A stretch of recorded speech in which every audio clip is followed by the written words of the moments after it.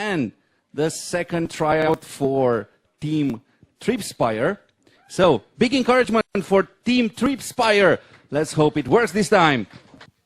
Well, thank you for your patience because of that. We are a group of natural language processing experts and user interface and experience design.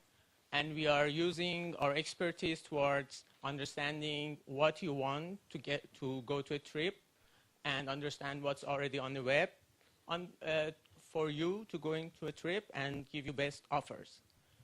The following story is based on a true story. My dear blog readers, my New Year resolution in 2015 is to collect the moments and not the things.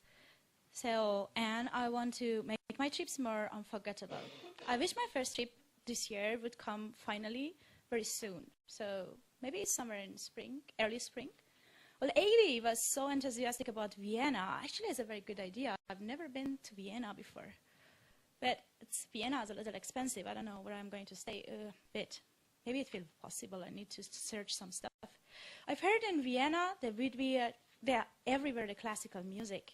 Like, well, I don't know, maybe a classical concert or a ballet would be cool. Apropos dancing, actually, a salsa party would be also nice. We get to know new people. Now I'm very excited. But, yeah, first it comes like this whole steps of searching one by one all these pages. Actually, I don't even know where I can find the salsa community in Vienna. Okay. Who was telling me about this new platform? What was it? Tripspire? Let me see. Let me check. All right. Okay. Just copy-paste the whole text in it and enter.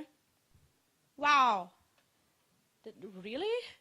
So it was exactly the areas I was searching for. What is this very delicious cake? At a salsa party on Saturday already? When I'm looking. 2 nights? Airbnb for 2 nights for 90 euros. Okay, the cello party, I don't know, but maybe another option there, but for ballet or something. Cool. So it's the whole plan. I can just share it in Facebook and ask even my friends. So maybe they have some recommendation. I can change my plan. And there is also a possibility when I see to add my pictures from the trip. And at the end, I even get the whole booklet. Well, that's lovely. Maybe I can do the Athena trip directly now. So basically, I want to explain you what is the value of this, and can you go one back? And where are we different than other platforms? So basically, the first thing is, you talk to our platform like you would talk to a friend. You give us an email, or think about a chat, and we will have the algorithms to analyze your text and understand what your wishes are, and based on that, we will give you information. If you log in with your Facebook account, we will even give you better advice. So this is one of the first step is very easy. You just chat to us. The second step is we will allow you to discuss the plans that you have with your friends if you want to log into Facebook. So basically you can ask them, you know, basically we have the idea that you give us what you want, then we lead you through a process where we mash up information from the internet on one page and give you after a while, after some clicks, you will give a proposal for your plan. And this will all happen in one tool, and then you can discuss these plannings with your co-travelers or your friends. And the third reason why we are different is that we have this mashup approach, basically, that we gather all information that you can usually find in the internet just by a long search process. And we will all put it in one tool, and we will even go one step further and give you something like this in the end, where you have a digital booklet of your travel plan and can load up your photos or whatever else is there. So put the next slide, please. So how do we make money? Target audience is people that have, let's say, a high emotional connection to the way they travel. It's like Lonely Planet guy.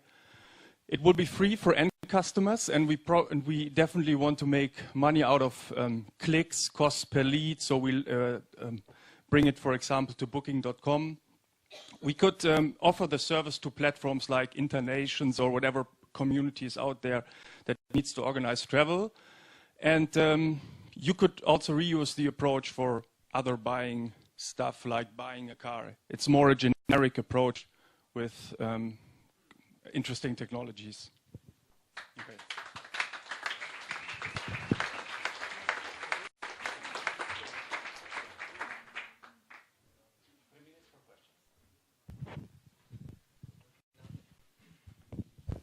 Now you're tackling two really complicated problems of the web. One is natural language processing, and the other one is basically a meta engine for travel and travel recommendation.